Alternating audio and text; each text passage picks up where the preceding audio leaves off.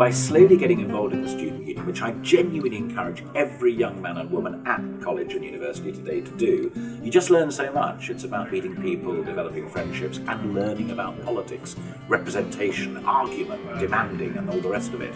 I think the main kind of point where I thought I'm going to run for president was when I realised I love Bournemouth, I love the university, I love the atmosphere, I love the way in which people were, I suppose the energy, the community, the feeling of being by the beach as well. And I just felt really passionate about it as a university, as a product, and wanted to be more involved in the students' and life there.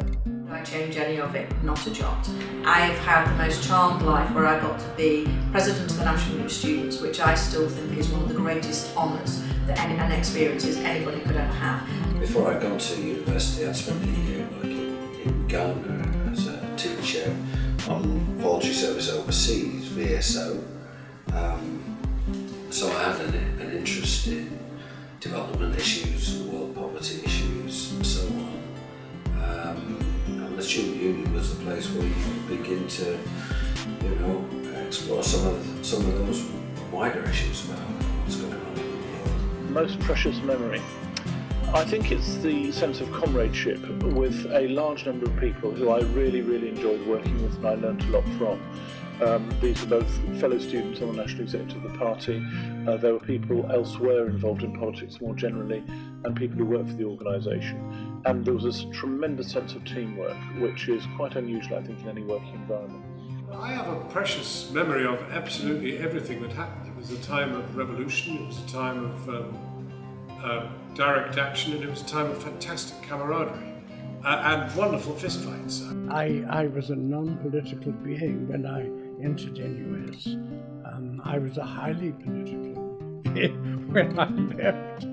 I had enormous experience in NUS because I was the first full-time paid president elected, but I moved into NUS headquarters in Enfield Street as chief executive officer, in effect. I had to administer the union. I had to travel all over the world. I had to meet heads of state. I had to argue the NUS case in communist countries. And all this was a vast experience, which I couldn't have been without.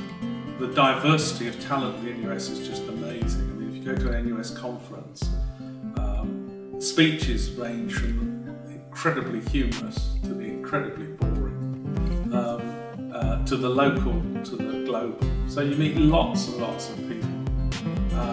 And I think that stands you in good stead. I've got lots of precious memories, and one of them will be about leaving an executive that when I first joined the NUS executive in 1974, there'd only ever been in its existence one woman on that executive, and by the time I left we had 50%. So that's one very precious memory. And then I think maybe my most precious memory really is that I was the first woman president and I was succeeded by the first black president, and that felt very proud as an achievement.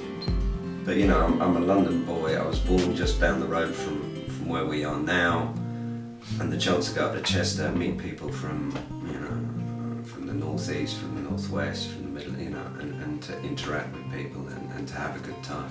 And I realised at the time that we were a generation, and the generation was having fun and doing good. I hope I got elected because people thought I could do the job, but there's no doubt in my mind that the student movement in electing me was also sending a great big fat signal to everybody else about the importance of tolerance and inclusion and all those kinds of values that I think we ought to.